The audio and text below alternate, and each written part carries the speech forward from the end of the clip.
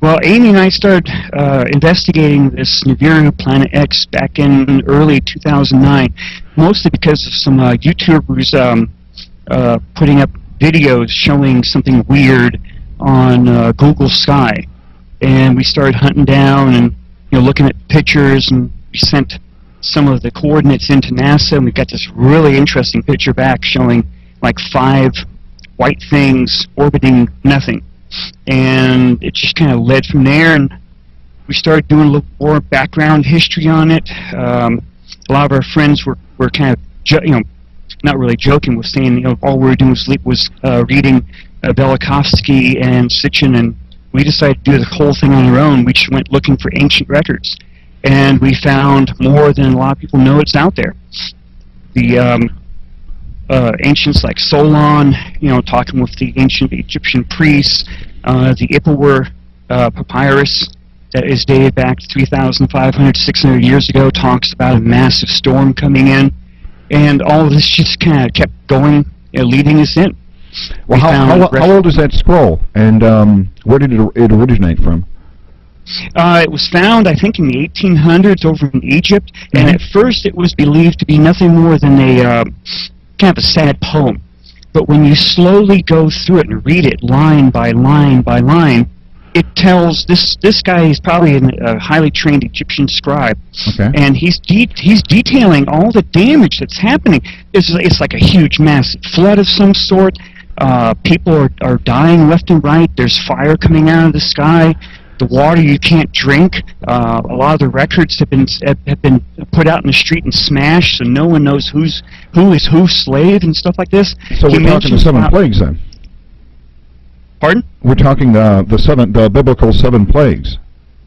Just about, yes. Except for this is from his account, and he talks about these slaves and the evildoers, and they are being led by a priest prince from the inner courtyard of Pharaoh. I mean, this sounds just like, Charlton Heston and the 10 Commandments. Right. And he mentions that there's this big fire in the sky, and there's this screaming sound that sounds like 1,000 trumpets all blowing at once. And there's ash coming down, there's fire, and the Pharaoh's firstborn dies when the palace collapses on him. Another direct link with the Bible. They also mention in there all these nice gold, silver, and jewels that they gave to these slaves to try and appease their god. Okay. And that's an exact match with the Bible as to what the Hebrews were given. A lot of this sounds... Pardon? A lot of this sounds like it's almost a direct match with the Exodus. It is. The people leave. This person leads them out of Egypt. A huge amount of Egyptians go with them. According to one site I read this morning, there was about 840,000 of these people that left on during that journey. The people went to, and they finally got to like a salt marsh area, and Pharaoh was right behind them, just like in the movie. It's at some point you have to look at all these things, and they're all dots on the screen, on the paper, and it's telling you something's here, that there were other records that were incorporated into the major religions. Okay. And the Pharaoh catches up to him. There's this tremendous boom. They mention that the waters go out. That's clearly a sign of a tsunami right there. Right. Pharaoh gets into a big fight with them in there. Then the waters come rushing back in, kill the Pharaoh, kill part of the people, and the rest of them boogie out. Okay, so basically the parting of the Red Sea there. Well, in the Colburn version, which is also by Ipuwer, okay, he mentions in there that when the waters went out, the land rose, okay, and everyone just started running across this muddy, marshy area to get to the other side. So you have, more than likely from our research, and I'm going to try and stay with that, more than likely from our research, that was Thera exploding, the island of Santorini. Okay, and it was exploding because this huge red thing was in the sky. More than likely, gravity from this thing that was going past the Earth. And this would have been the, obviously, from our conversations with our science producer Boris, this would have been the last passing of Planet X, or Nibiru. Which works out to about 1550 to 1600 BC. Okay. Now, how we get that kind of time frame is that Akhmos I was the first pharaoh after the expulsion of the Hyksos. Okay. Hyksos. They were an Asiatic people that had been in Egypt since the 11th dynasty. It went from the 11th dynasty to the late 17th dynasty. Akhmos comes in, he's in charge of, really kicking them all out. They all leave, heading towards Jerusalem. And then he had a stela made to commemorate all the stuff that he did. All the things that had to be repaired. He says in there that the pyramids had collapsed, all these temples had collapsed. And this stela was found as rubble, I think back in the early 1900s. And they put it together, and they were able to take a recording off it, but the Egyptians now keep it in the basement of the Cairo Museum, won't let no one see it. And these people, they lived in, they had their town in Avaris, Egypt, and they're finding all kinds of stuff down there, but they can't keep it quiet. So, I'm not saying that the Hebrews were the Hyksos, but our research shows no mention of the Hebrews in there except for the slaves. Well, let me ask you a question. Do you suppose, and this is probably really far out there, and we'd probably need a political scientist along with us on this, but do you suppose that some of the reasons that we're seeing all of the uprisings, especially in Egypt, are to kind of keep this hidden? It's entirely possible. I mean, keep everybody's eyes off the prize, as it were? It's possible. Because, according to our research, all the governments on this planet know about this thing coming. NASA found it back in 1983. They imaged it using the South Pole telescope, and microwave images and infrared images were leaked out to the internet. It's a brown dwarf star. This is more than likely the thing that came through back in 1550, somewhere around there.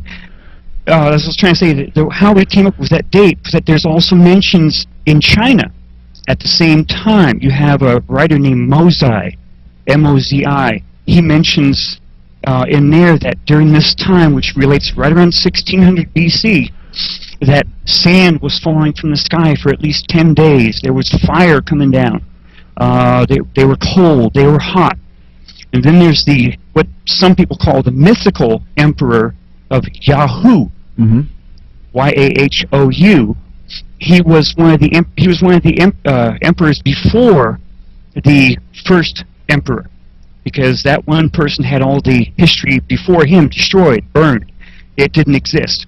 And during his time, he told of this fire coming from the sky, setting the forests on fire, destroying all kinds of stuff, and it lasted for 10 days.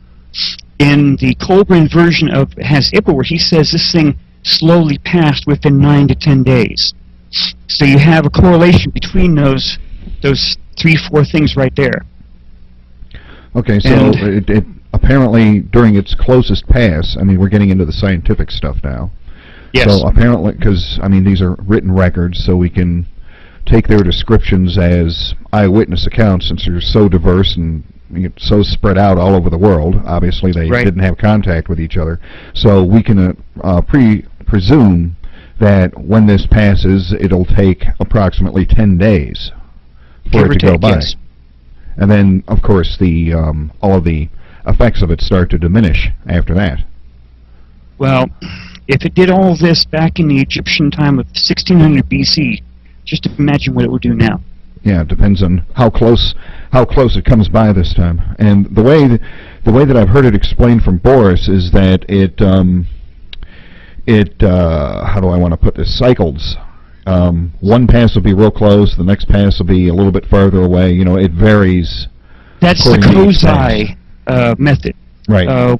Where any type of object in the solar system that has a relatively high angle, according to the system's ecliptic, will eventually start getting higher and higher and higher. If you can imagine a circle going around another circle. And that Kozai mechanism says that eventually the object will either be thrown off out into space, where it came from, or it will run into something like either it's the sun or another planet. Right. Now, obviously, that hasn't happened yet, so and hopefully that's it where won't happen this prophecy time. comes in. Hopefully Believe it or won't not, happen this time. Mother Shipton talked about that this thing that was coming would make 5 orbits, and then on the 6th orbit, something would happen. If you go backwards in time, this thing has been here since the 15,000 years ago. And this would be the 5th orbit, and the 6th orbit would be the next time it comes around. That would be devastating. So we got 3,600 years to worry about it after this. Right. Yeah, so we're good Plenty to go. of time.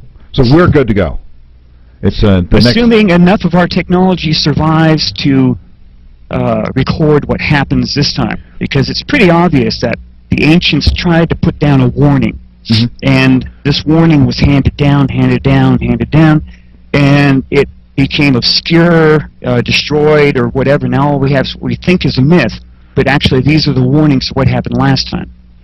Well, that would be. I guess this would be a good time to bring us up to the present time, and what the powers that be know about this. How seriously they take this, and the audience can very see serious. Yes, the audience can see the script that we have up on the screen right now, and we've kind of been doing a preamble towards what we have on the screen and what is.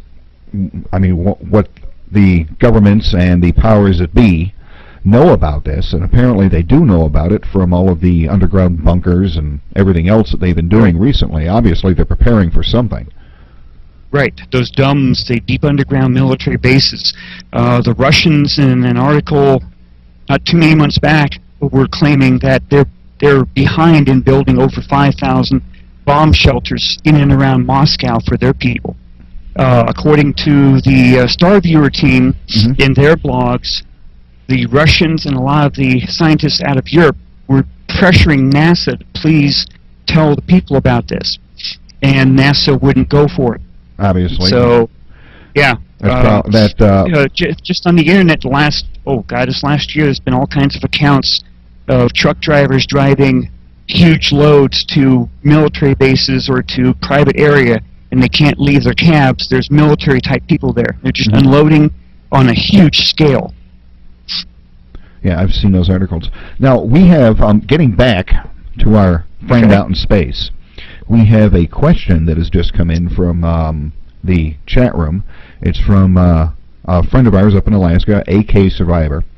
And this will be a question when Boris comes on at the end of the month. We're going to ask him, too, but I'm going to ask you for your opinion. The asteroid belt. Could this be the remnants of a previous collision that the system has made with what could have been another planet in the system? Very, very likely. I mean, you look at the asteroid belt, and it's there was something there. Something smacked something. Almost looks like the planet from Star Wars that gets zapped by the Star Destroyer. It's there, and we have ancient stuff that says something came through there. So yes, I agree. It was actually a planet there at one time. Yeah, that's just to let the chat room know, we're going to ask Boris about this too, because he's big into the astronomical stuff. He's our science. He's been a good friend of my wife's for quite some time on the internet. Yeah, he's a great guy. We love talking to him.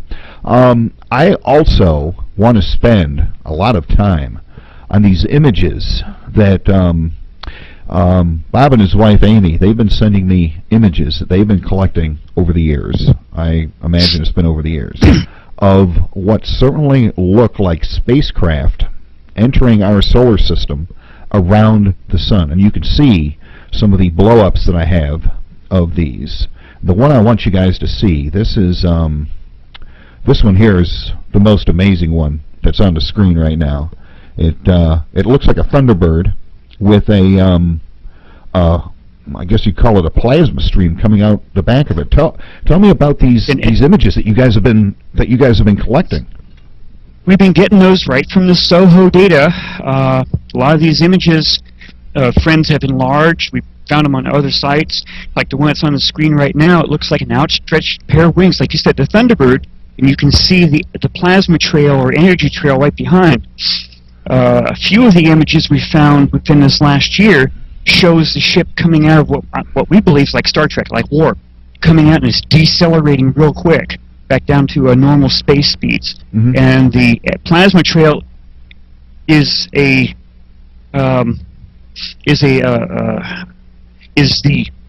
energy trail behind it after it's left the wormhole or whatever it's coming through.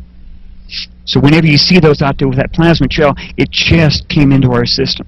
And these are almost on the NASA stuff on a daily basis.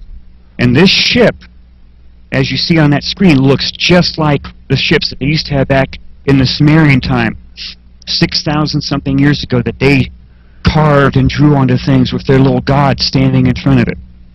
And here's the one. This one's very interesting. Everybody knows about the Lovejoy comet, the latest sun-grazing comet.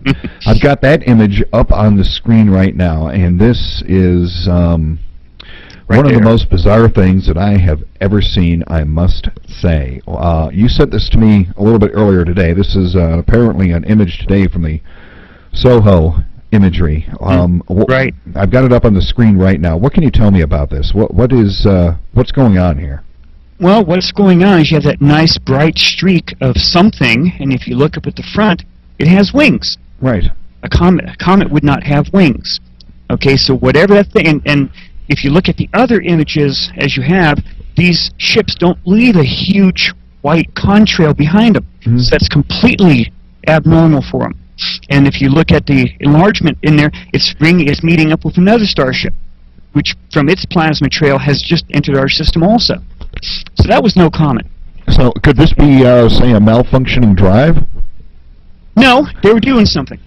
A couple of friends, Sheldon, sent to Amy this morning that after that thing passed, the sun got quiet. Wasn't putting out the same emissions as it had been before. Really?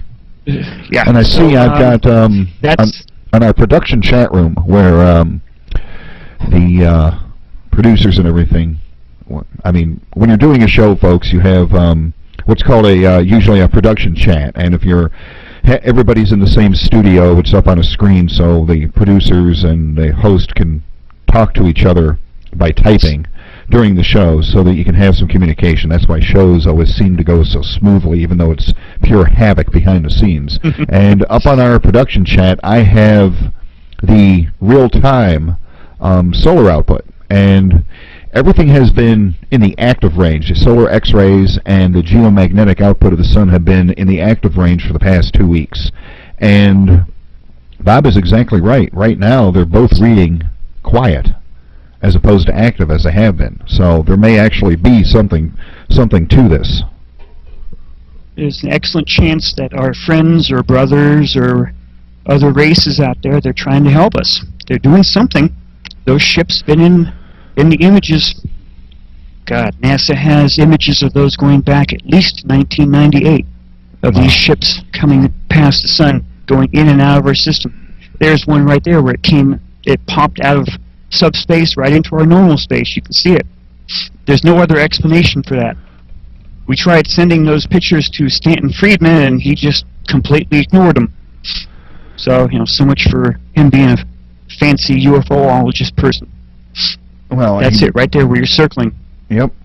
And this next one, it doesn't take too much imagination when you look at these. I'm sorry. Yeah, I mean, it's just they're all so. I mean, I want to say bizarre, but they're so close to being identical. Yes. Outstretched wings with this, what looks like plasma coming out the back of them. And every single one of them is like that, and it doesn't matter what shape they're in, what direction they're coming from, where they appear. What angle, yeah. Where, the angle, where they appear around the sun. And NASA, of course, is, trying to tell everybody these are just anomalies in the images.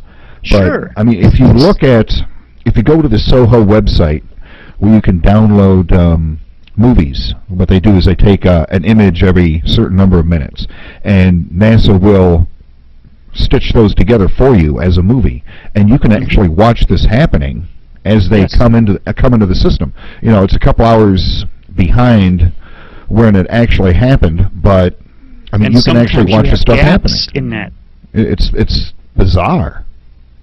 Yeah, and there's no way these are photoshopped, okay? Because these images that we've collected from, say, 1998, they would have had to have had a disinformation program going right from before then, all this time. There's no way.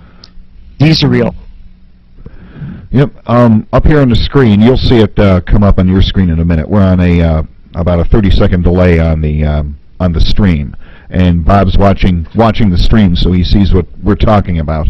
Up here on the screen, we have part of an article that you sent me the other day, and it says spacecraft monitoring the sun began registering UFOs in the vicinity of the sun around January 18, 2010. According to one observer, the UFOs appear to be moving as they are in different positions on many of the NASA stereo photos and are huge, possibly at least the size of the Earth.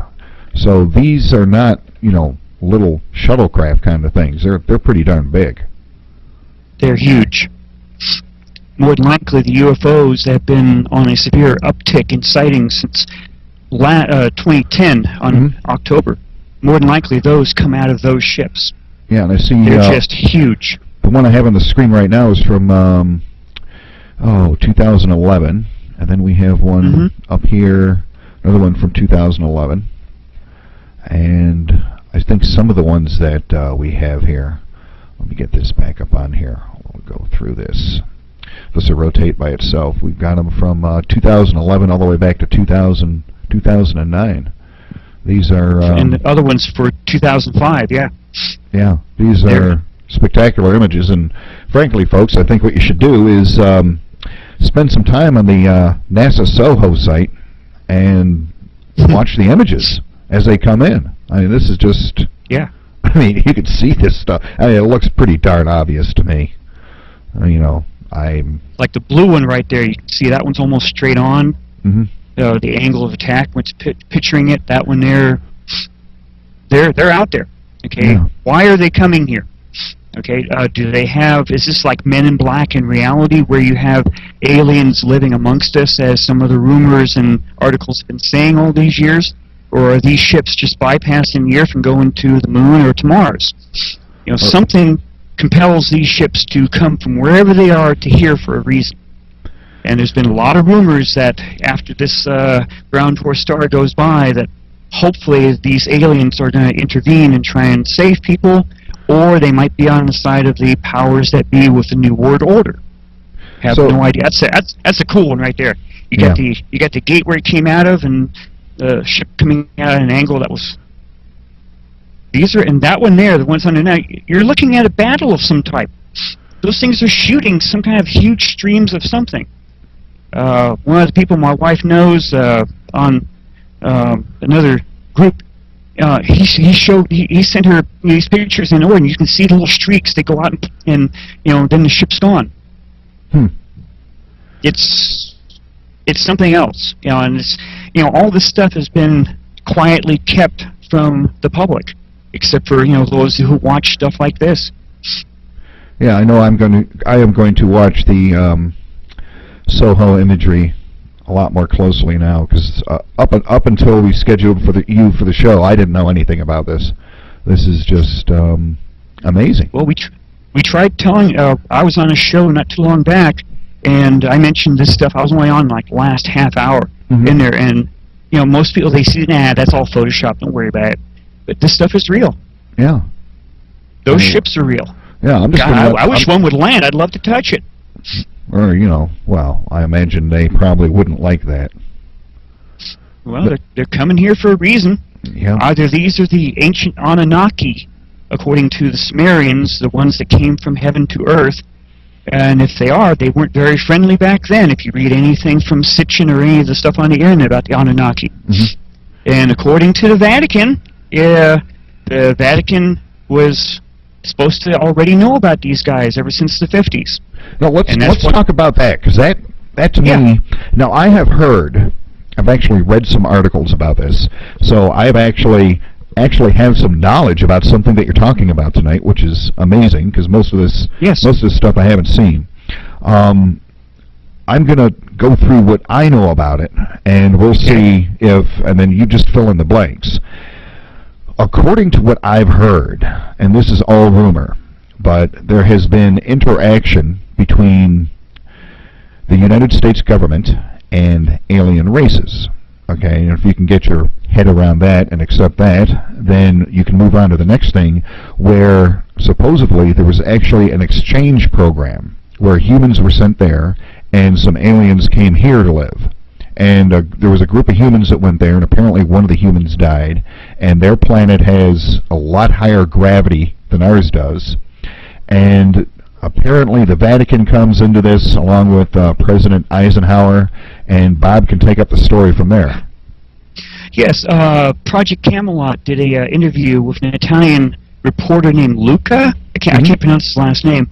And in that interview, he mentions that a Jesuit priest from the Vatican came to him and kind of like dumped all this in his lap, because I guess there's various factions over there that some don't want you to know, some do. And basically what it is that a spacecraft landed here in California back in the 50s, and President Eisenhower wanted the then Bishop of Los Angeles to be his personal envoy to this meeting. There was the meeting, the ship landed, the bishop saw everything, but then afterwards when Eisenhower wanted to stay quiet, he basically said, I can't do that, you know, the Pope's my superior and I'm going to go tell him, and he did. And according to Luca, the Vatican knows that Nibiru, the planet of the crossing, which is believed to be the outermost planet of this brown dwarf star, is coming. And they said it by name. They knew that the Anunnaki were still alive and that they are a warrior race, whatever that's supposed to mean, other than what it says. And other things started to fall into place. Okay, that's that. The late John Paul II, he had a private meeting with some people over in over somewhere. Had a German newspaper there, and they were asking about the third secret of Fatima. And he said something to the effect of that if there was such a prophecy that said that the oceans would flood the continents and millions of people would die, why release it? Okay? Yeah, then, we had, actually, John DiNardo was on last week. And yes. I don't know if you heard that show, but we were discussing that during that show, and he backs up everything that you're saying right now, because he has sounds like the same information. So this is the second source that we have for this story, folks. So we've got two sources now. And then on the Art Bell show, I'm sorry, I didn't mean to step on you there. Nope, that's okay. That's okay. Father Malachi Martin. I guess he was like a close person to Pope John Paul.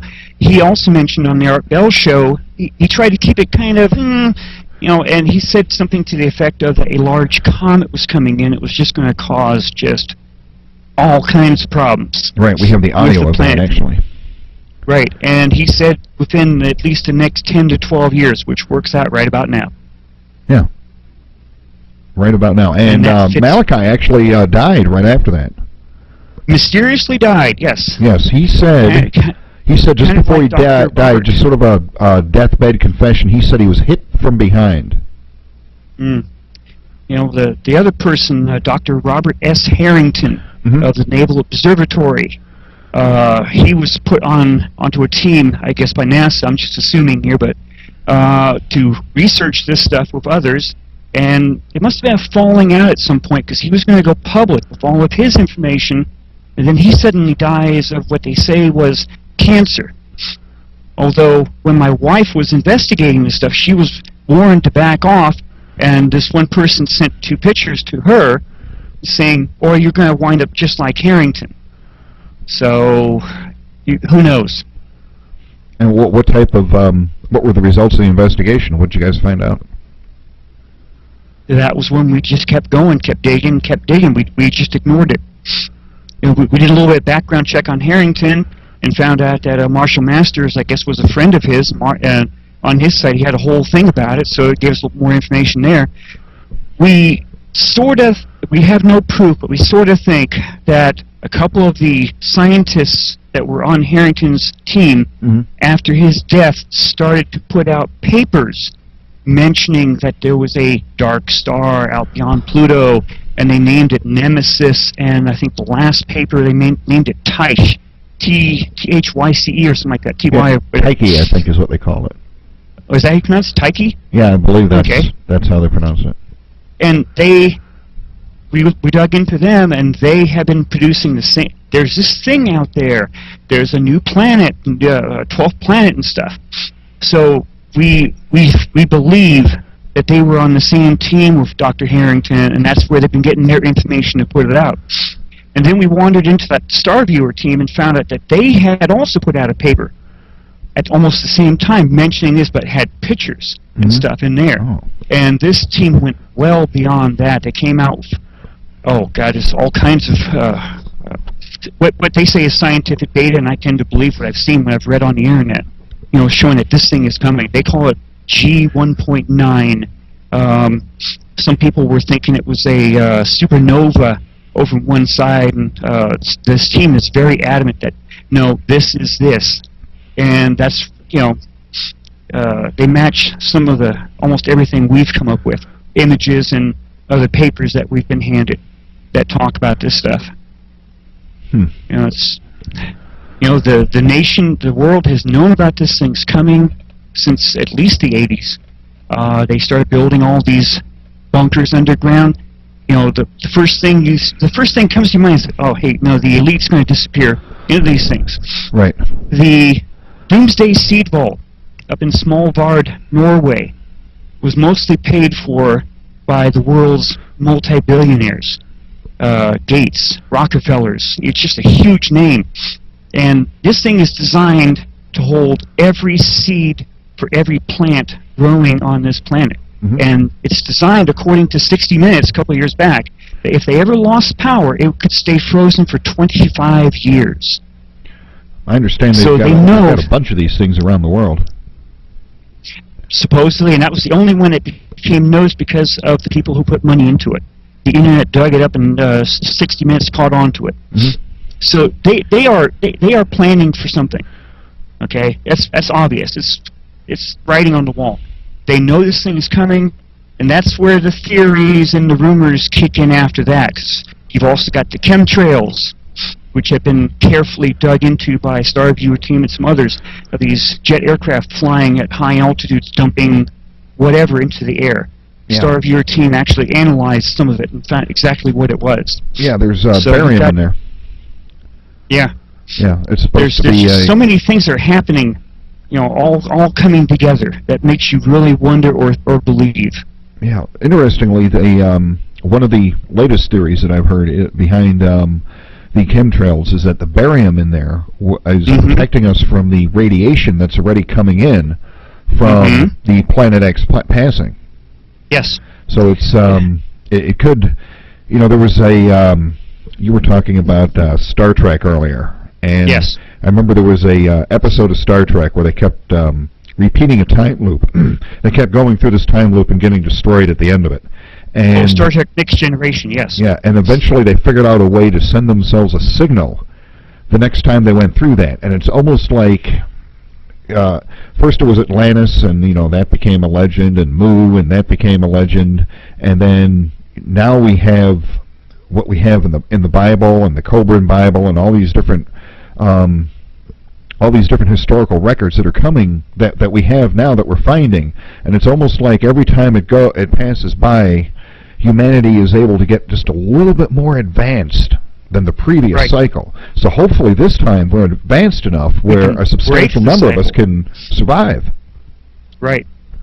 But there's really strong rumors behind the barium, is that the powers that be don't want all the population to survive afterwards, and that's why that stuff's in it.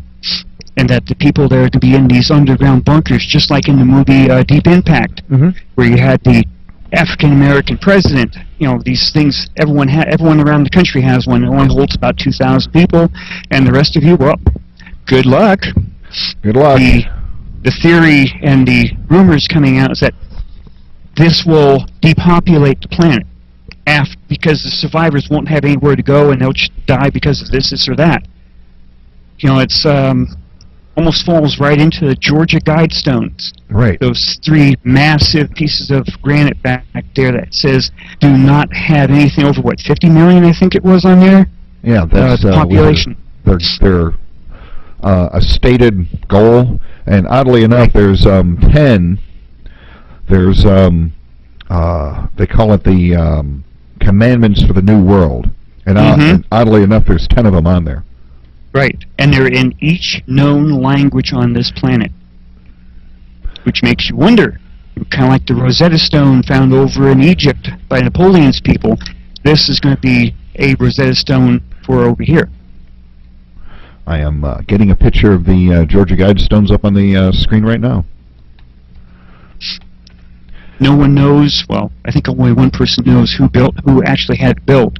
The quarry won't tell anyone who paid them to do it, but these things are just, they're massive, like, what, 14 feet tall or something like that, about 2 feet thick? Yeah. With all this information carved into them. The image is on the screen right now. Let's see if we can get a little of a bigger image out there. There we go. Almost like a modern-day Stonehenge. Right, and it's in the, I believe, the 9 most used languages on the planet. On the planet, yeah. Sorry, the computer was doing a couple of weird things. So I'm talking and trying to do a couple of things at the same time, and it doesn't usually work out.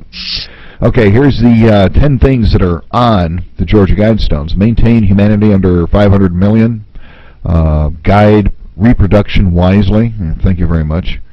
Unite humanity with a living new language. Yeah, sure. I speak English. Welcome to America.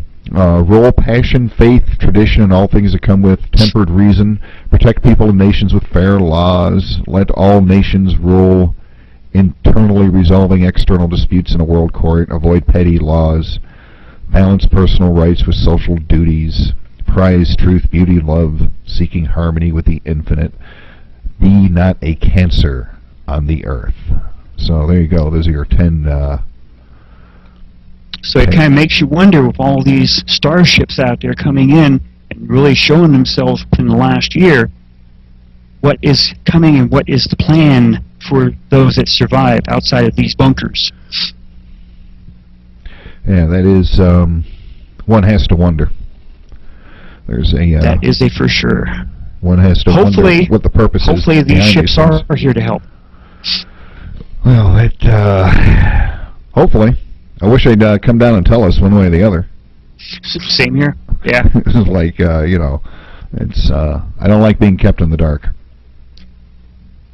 You know, with all the rumors and stuff, you know, the amount of damage this thing did on its last return, massive flooding, Chinese Emperor Yahoo, he said that it was a massive wave that went over the mountains. Oh, hold on just a second. Let me get, we have that on the script, as a matter of fact, and the audience can, page 113, from Worlds in Collision by Velikovsky. Velikovsky. Emperor Yahoo, is that the guy's name? Yes. Okay. Y-A-H-O-U. It's up on the screen now, so we can go through that, and the audience can read along with us. Let's talk about that, because this is the first time I've heard about this, and I always enjoy learning from our guests. So take it away. Yeah, evidently this emperor, he was one of the pre-emperors before the first emperor, and he's kind of like in mythology almost now, because there's not much evidence of the ancient works. He tells in there that during his time that this huge wave came in, and it was taller than the mountains, and when it hit, it filled all these valleys and crevices up into the hills that had never had seawater in them, and that the lower foothills were completely underwater. And it took several years to have these valleys drained of all this water. And when they were doing this, he had to send out guides out to the four corners, because they didn't know which way was east, west, north, or south anymore. And these guides came back and they had to redo all the astrology stuff. They had to do a brand new calendar because everything was all screwed up, which also matches with the Jewish Hebrew part that over in the Middle East. They had to do a brand new calendar. And Ippawar, that scribe from Egypt, he also mentions in there that the stars were in a different position. The sun was coming up and down in a different position. They didn't know which way was what for quite some time. That the growing seasons were completely thrown off. And this is all textbook theories on geographic pole shift. Right. That this is what happened back then. And it says here, at that time the miracle said to have happened that the sun, during a span of 10 days, did not set. The force were ignited, and a multitude of abominable vermin was brought forth. Kind of like, sounds like some of the people I meet at Walmart on a daily basis. And Mosai, on a different part here at the same time, said that 3 gods came down to them. They picked one warlord to back, and they backed him to the hilt, and all the other warlords had to bow down to him during this exact same time. So we have some kind of intervention there of people from outer space. Wow. That's tell us some more about that. What more do you know about that?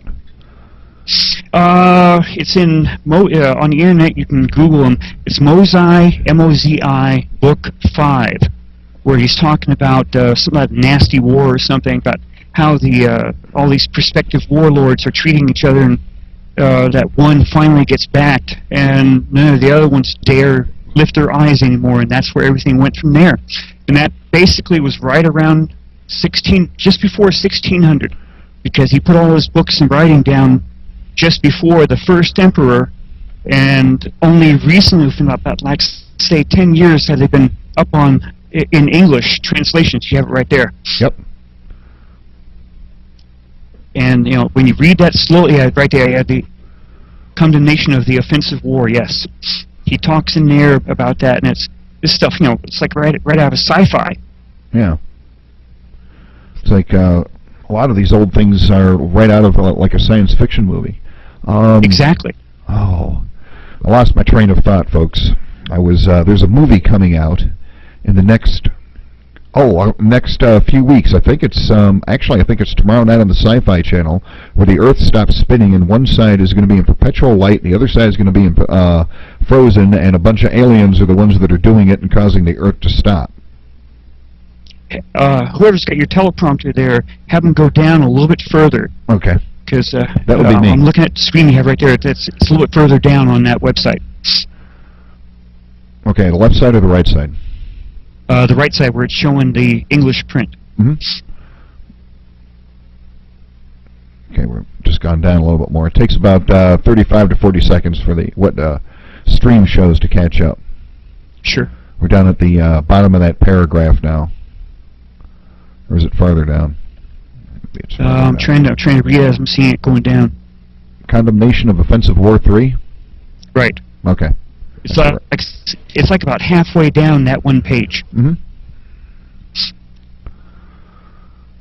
you know, these are all ancient records that are out there for, you know, and you read this stuff, you know,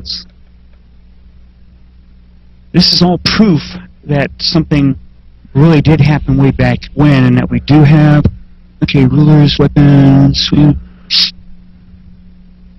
let's see.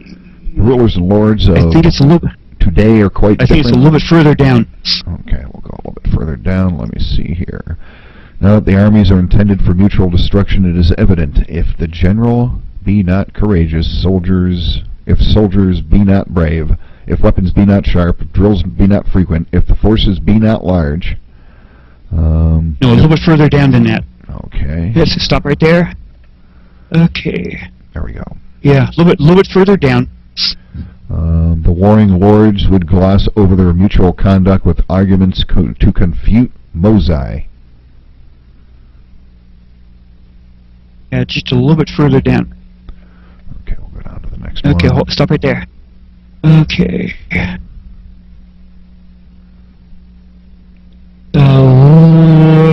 Heaven ordered their destruction. Let's see right there, yeah. called attack, but yeah, that's the spot right there where you had it.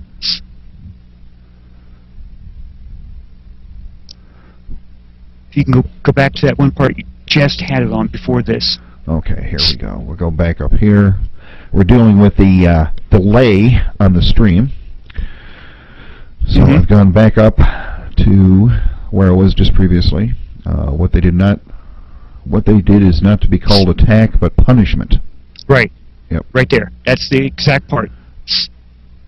Sun rose at night. It rained blood for 3 days. Dragons emerged in the temples, and dogs cried in the marketplace. I hate it when they do that. Ice came in summer, and earth cracked until water gushed forth. The 5 grains appeared in mutation. The 5 grains sounds like the rice that they were growing then. It came back in mutation. And the people were greatly shocked. So there you have Mosai telling of something happened where the sun and everything's out of order. You have Emperor Yao telling that this huge, gigantic wave came in, just like out of the movie 2012, coming over the mountainside. You've got the Ippur and the Tempest Stella from Akmos the First. You've got, on either side of the planet, saying, this is what happened. So we have multiple historical records saying the same thing. And that Russian guy, Velikovsky, he pulled up even more ancient records. I was researching that today. It's just the amount of evidence showing that something happened back then is just too hard to ignore, period. No ifs, ands, or buts. Yep. Back up on the script here with the Velikovsky writings right here. Let me see. Calculations are undertaken to establish the dates of the Emperor Yehu on the basis of a remark that the constellation, what is that, Neo? Thought to be the constellation Hydra, culminated at sunset on the day of the vernal equinox at the time of Yehu. It was reckoned that the flood occurred in the 23rd century before the present era, but this date was questioned by many. The universal flood, but this point of view abandoned the story of the deluge of Noah has its parallel in the Chinese tradition about a universal flood in prehistoric times in the days of Fohai. That looks like it. There's just so much, you know, every part of this planet has old traditions or writings saying that something happened, and it seems to be all at the same time. Yeah, so apparently it is all related to the Planet X that is coming towards us. Now we have all of these spacecraft that we're seeing on the NASA SOHO images. Plus we've had the weird weather for the last year or so. Yep, freezing down there in Brazil. Yep. I don't know how many people we've seen reporting over the internet that the sun is not setting or rising where it's supposed to be, that it's off slightly. Yeah, in Greenland. One of Amy's friends figured it was about 30 degrees off or something. And now they're showing up that there's possible of changes in the moon's orbit. It's kind of wobbling around a little bit. Yep. Only something with a great amount of gravitational force could do any of this. And then, as you know, all these pictures from around the globe of 2 suns. Yes. You have the one sun, and then there's a smaller one. I know Susan gave Amy a bunch of pictures where you can clearly see that second little sun to one side. What is that? Our producer took some of the images that people are talking about. They're quite amazing. Yes, and it's, you know, here in California, we've tried, you know, down here in Half Moon Bay, we've tried looking up at the sun when it comes up in the morning, and we can't see it. Right. But all these other people are seeing it, and they're photographing it. They're photographing it through welder's goggles, which take care of any chance of flare of any type, and it's a solid piece up there. And also, and just recently there was a huge CME, a coronal mass ejection, that came out, and it went over something huge that was probably cloaked, like, you know, like a Klingon or Romulan cloaking device. It flowed all around. It showed it for a couple seconds. It went past. So there's something out there. Orbit of Mercury. It looked like it was in orbit around Mercury. I was wondering if that might have been one of the probes that we have around there, but it looks so much bigger. No, that's a planet-sized thing. Yeah, that thing was huge. Now, another thing that we had scheduled to talk about was something called the Omega Secret. Oh, yes. I've got that up on the screen right now. This is from 2006. Mm-hmm. What can you tell us about that? Let's go through that for the remainder of the show. This is I read this earlier, and it's very interesting. Is that the one where they're talking about the film from that one? I can't remember his name right now. He had it. The one Jesuit priest. Let's see. It says translated from Italian by Robert Morningstar and Matteo Sarti. Okay. I tried reading a lot of this stuff today. So much of it just was like mind-boggling. Mm-hmm. These were taken from that reporter's website over there, and I was trying to read them all out. And we put them up on the internet a while back onto my wife's site, and it's you look at this stuff and it's like, okay, future lectures, yeah. It's all connected with the information that Luca got from the Jesuit priest from the Vatican, and yeah, I honestly I can't remember everything I tried to read today. Okay, let me see. It's there's just so much of this stuff that's out there. This is actually something that Bernardo and I talked about last week. Now that I'm looking at it, it's the presumed observations, a videotape of the presumed observations of a 10th planet coming closer to our solar system. And apparently the Vatican has their own spacecraft that's called SILO. S-I-L-O-E. And they took the video in the early 1990s. Yeah. Well, the Vatican has their observatories built all around the planet. They're watching for this thing. And just within the last year or two, I think the Vatican put a thing out saying they acknowledge the idea or the belief that there's extraterrestrials.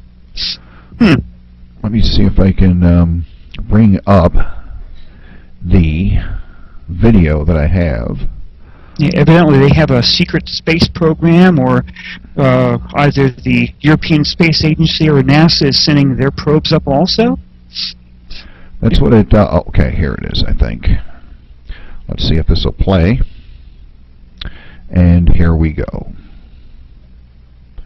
I've seen this video. It's really interesting. Yes, this is the video that supposedly came from the Vatican. Up here on the screen, you can see on the right-hand side of, I'm not sure what planet this is an image of, but you can see what they believe is the 10th planet there on the right-hand side. And you can see it fades in and out. Mm-hmm. Yes, I've seen that. Now, if it is the outermost planet from that brown dwarf star, again, we have no idea where it's going to be swinging through our system. Right. The computer-generated images had it year by year until 2012, and then they showed the entire thing, or just the planets slipping between Jupiter and Saturn. Now, it could very well come closer in than it did the last time, or their projections could be well off. The nations in the world were caught off guard by the approach speed of this thing, and the DUMS had to be finished ahead of schedule. That's why the Russians are behind right now. So it's coming faster than what they originally thought. Right. And the Russians had an article during the time of Elenin saying that Elenin was being followed by a Jupiter-sized planet by several months. And Jupiter-sized planet, that's about basically maybe a little bit smaller or larger than what a small brown dwarf star would be. Mm-hmm. The brown dwarfs, you can only see them in the infrared range, because they don't give off enough visual light like a sun does. So you need a infrared telescope in order to be able to see the thing. That's why you can't see it with your naked eye, because it's you can only see it in the infrared spectrum. And that was one of the images we sent you that was one of the images that NASA took back in 2007, 2008. Mm-hmm. It's an infrared image that shows the brown dwarf and the at least 5 of its 7 planets orbiting around it. Yeah, a lot of people were saying that these images were faked. I've been told an infrared image is a little bit too hard to fake on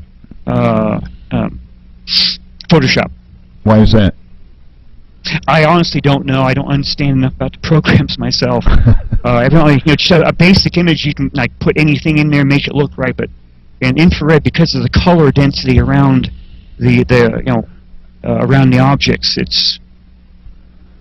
And this one, from what I've been told, is real. There's no way in heck it can be photoshopped. And I know you have it in there somewhere, but yeah, I've got I know my wife put it somewhere on her in my website, vast collection of images. Yeah. It was probably in the group that we sent you of the images showing the stuff from what was that? They actually show the picture, but it's not the infrared pictures; it's the other ones mixed in there that were leaked from the South Pole Telescope back in 2007, 2009. Yeah, I'm not sure exactly where I have it on the computer. That's all the starships we sent you yesterday. Yeah, it's in there somewhere. I'm not sure exactly where. No problem. We'll just go ahead and let the images rotate through while we finish up the show. We were actually scheduled, folks, to be on for an hour, and we've gone over an hour, so that's pretty good that we have you on for over an hour. Let me ask you a question. Can you come back next week?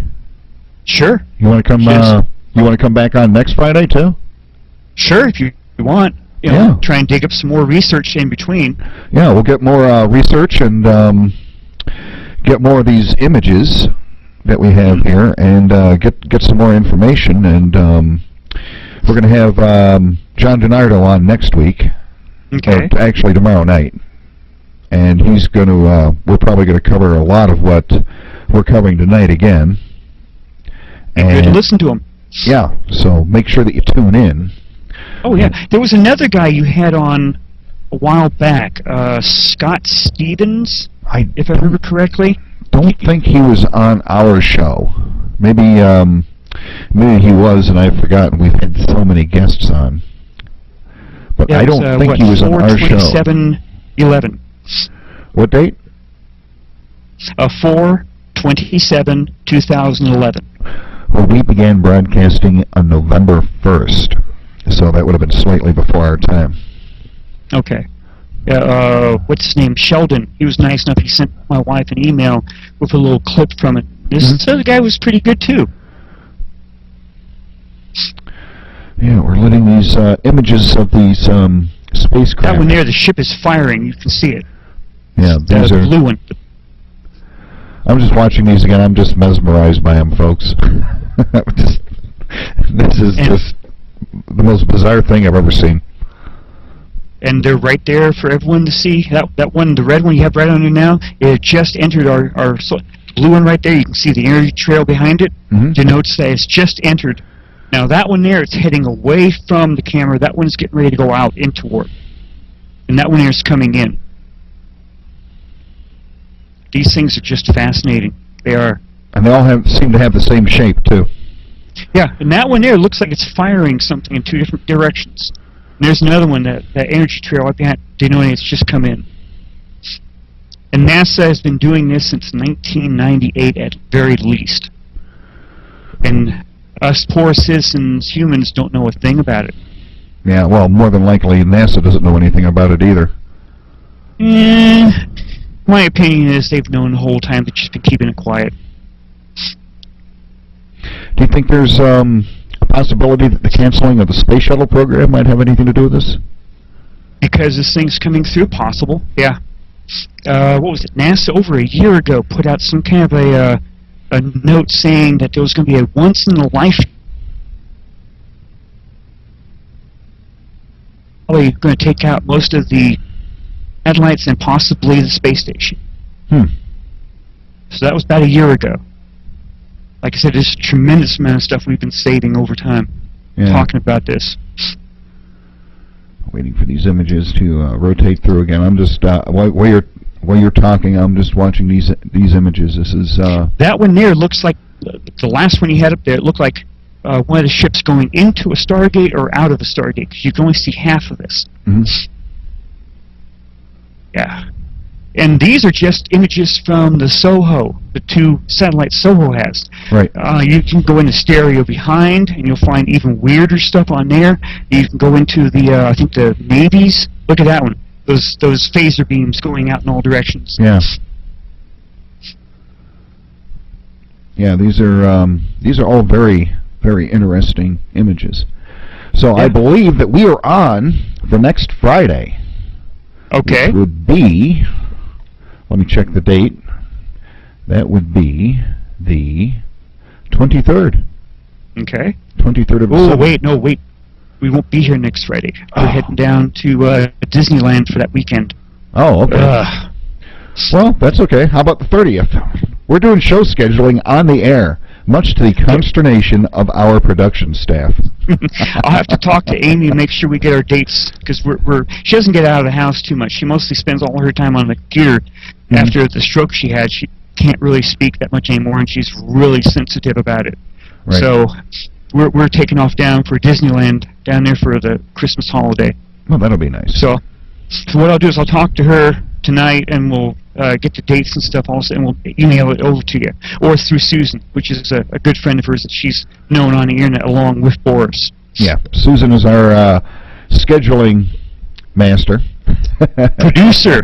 Yes. She's our scheduling master and producer, and she's screaming at me in the chat room right now. I'm just going to start setting up the schedule willy-nilly. Well, I'm sorry for the next weekend time, but that's the time okay. when she wanted to get out of here. That's we don't okay. get out too often. I'm going to we're going to get a lot more stuff and information together so that. I know Amy put up a request on the website today that there has to be other records of this happening. I've heard rumors down in India that they talk about it, and over in Europe, Amy has really felt for a long time that star disk is part of that. This huge star disk they found over in Germany is also dated back 3,600 years ago. It shows the constellation of the Pleiades, and it has a half moon on it, and that's one of the things that the Mayans were scared and the Aztecs were scared of. When the Spanish came up through Central America, they found out that the Mayans had a cycle of a ceremony every 52 years. Right. They would all go up to the highest mountain, and they'd watch the Pleiades at early dawn go down to the horizon. If it stopped, they knew they were going to be dead. Oh. If it continued, which it has all this time, they all celebrated. And the 52-year, there you go, the 52-year cycle comes up June of next year. Oh, well, that's not good. I'm just telling you what we've researched. Because you can see right there, you've got the Pleiades on there, and the Pleiades, the way it's presented on there, only was found in Egyptian stuff dating to 3,600 years ago. And that because brings us back sometimes to 7 stars show, sometimes it's 6, and that's an exact match for 3,600 years ago. And a little bit too much of a coincidence. And that's our 3,600-year cycle. So it all seems to be coming together. Unfortunately, that's what we've thought for quite some time. Yeah. And I'd love to have it not happen. Well, that would be nice, but I don't think that's going to...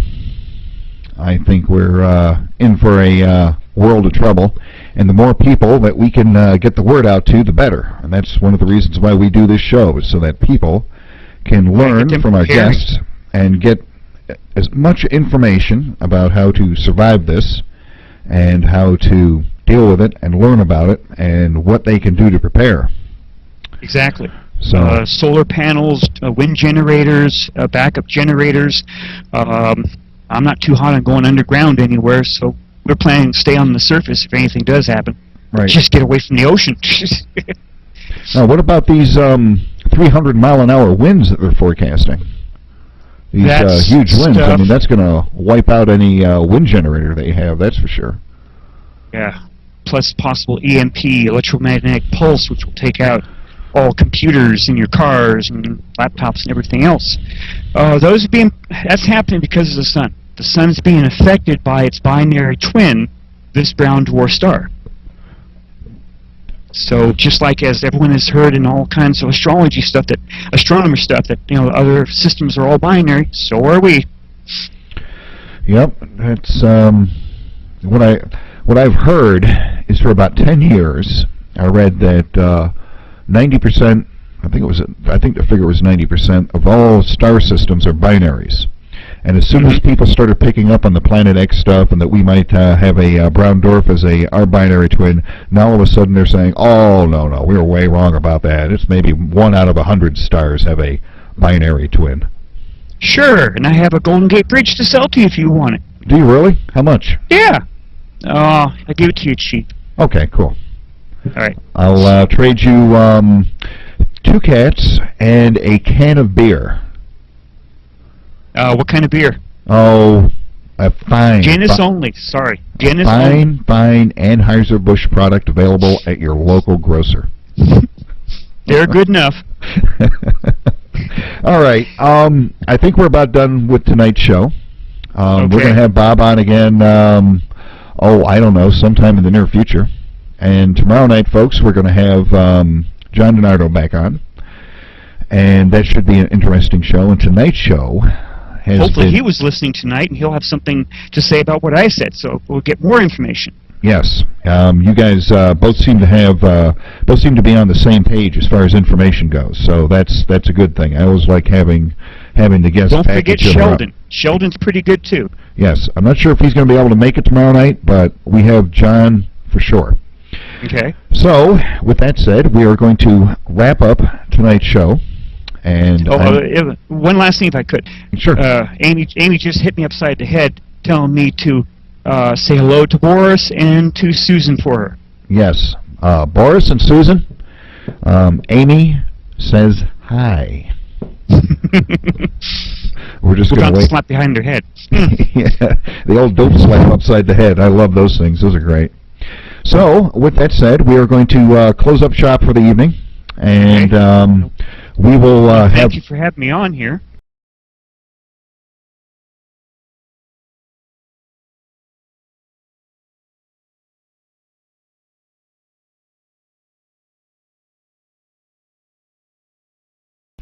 Well, Amy and I started investigating this Nibiru Planet X back in early 2009, mostly because of some YouTubers putting up videos showing something weird on Google Sky, and we started hunting down and looking at pictures, and we sent some of the coordinates into NASA, and we got this really interesting picture back showing like 5 white things orbiting nothing. And it just kind of led from there, and we started doing a little more background history on it. A lot of our friends were kind of, not really joking with saying, all we were doing was reading Velikovsky and Sitchin, and we decided to do the whole thing on our own. We just went looking for ancient records, and we found more than a lot of people know it's out there. The ancients like Solon, talking with the ancient Egyptian priests, the Ipuwer papyrus that is dated back to 3,500, 600 years ago, talks about a massive storm coming in, and all of this just kind of kept going, leading us in. Well, how old is that scroll, and where did it originate from? It was found, I think, in the 1800s over in Egypt, and at first it was believed to be nothing more than a kind of a sad poem. But when you slowly go through it and read it line by line by line, it tells this guy is probably a highly trained Egyptian scribe, and he's detailing all the damage that's happening. It's like a huge, massive flood of some sort.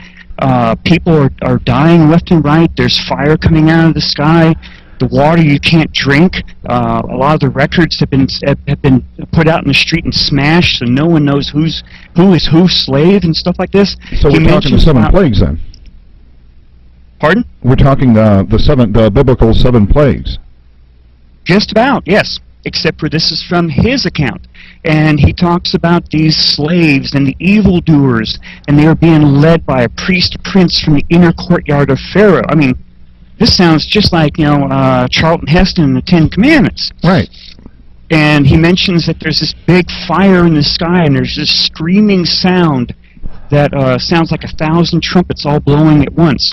And there's ash coming down, there's fire, and the Pharaoh's firstborn dies when the palace collapses on him. Another direct link with the Bible. They also mention in there all these nice gold, silver, and jewels that they gave to these slaves to try and appease their god. Okay. And that's an exact match with the Bible as to what the Hebrews were given. A lot of the problem is, pardon? A lot of this sounds like it's almost a direct match with the Exodus. It is. The people leave. This person leads them out of Egypt. A huge amount of Egyptians go with them. According to one site I read this morning, there was about 840,000 of these people that left on during that journey. The people went to, and they finally got to like a salt marsh area, and Pharaoh was right behind them, just like in the movie. It's at some point you have to look at all these things, and they're all dots on the screen, on the paper, and it's telling you something's here, that there were other records that were incorporated into the major religions. Okay. And the Pharaoh catches up to him. There's this tremendous boom. They mention that the waters go out. That's clearly a sign of a tsunami right there. Right. Pharaoh gets into a big fight with them in there. Then the waters come rushing back in, kill the Pharaoh, kill part of the people, and the rest of them boogie out. Okay, so basically the parting of the Red Sea there. Well, in the Colburn version, which is also by Ippelwer, okay, he mentions in there that when the waters went out, the land rose. Okay, and everyone just started running across this muddy, marshy area to get to the other side. So you have, more than likely from our research, and I'm going to try and stay with that, more than likely from our research, that was Thera exploding, the island of Santorini. Okay, and that it was happened exploding around the same because time this huge red thing was in the sky.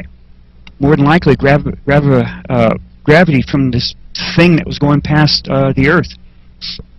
And this would have been the, obviously, from our conversations with our science producer Boris, this would have been the last passing of Planet X, or Nibiru. Which works out to about 1550 to 1600 BC. Okay. Now, how we get that kind of time frame is that Akhmos I was the first pharaoh after the expulsion of the Hyksos. Okay. Hyksos. They were an Asiatic people that had been in Egypt since the 11th dynasty. It went from the 11th dynasty to the late 17th dynasty. Akhmos comes in. He's in charge of, really kicking them all out. They all leave, heading towards Jerusalem. And then he had a stela made to commemorate all the stuff that he did. All the things that had to be repaired. He says in there that the pyramids had collapsed. All these temples had collapsed. And this stela was found as rubble, I think back in the early 1900s.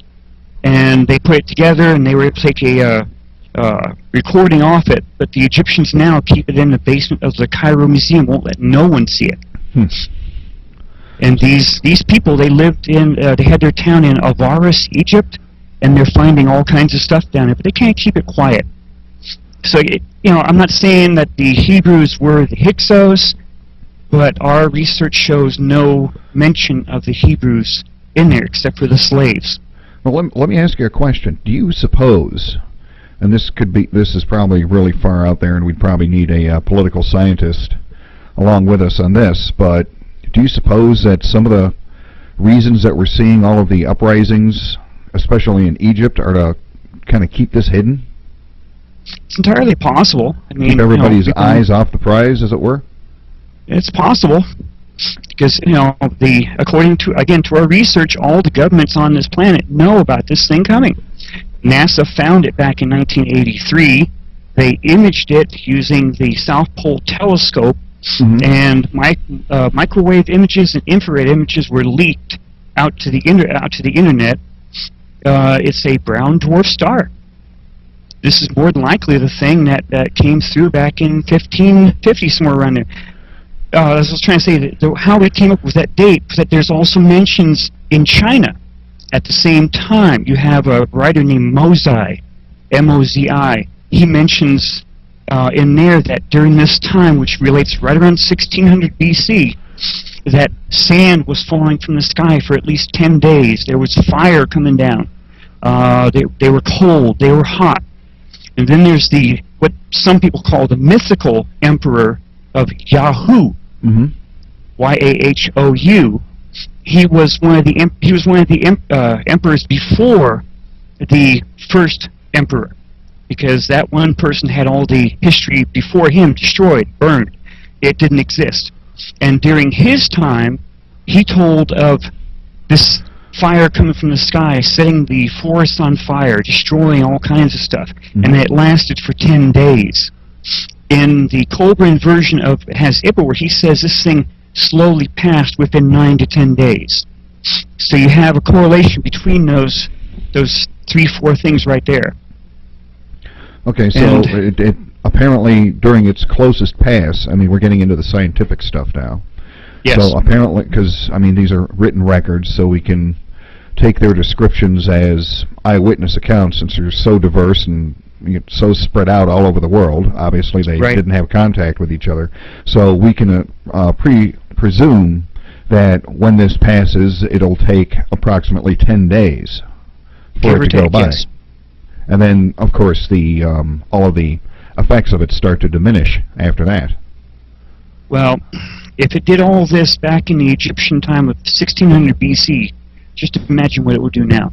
Yeah, it depends on how close it comes by this time. And the way that I've heard it explained from Boris is that it how do I want to put this, cycles. One pass will be real close, the next pass will be a little bit further away. It varies. That's the Kozai method, right? Where any type of object in a solar system that has a relatively high angle, according to the system's ecliptic, will eventually start getting higher and higher and higher. If you can imagine a circle going around another circle, and that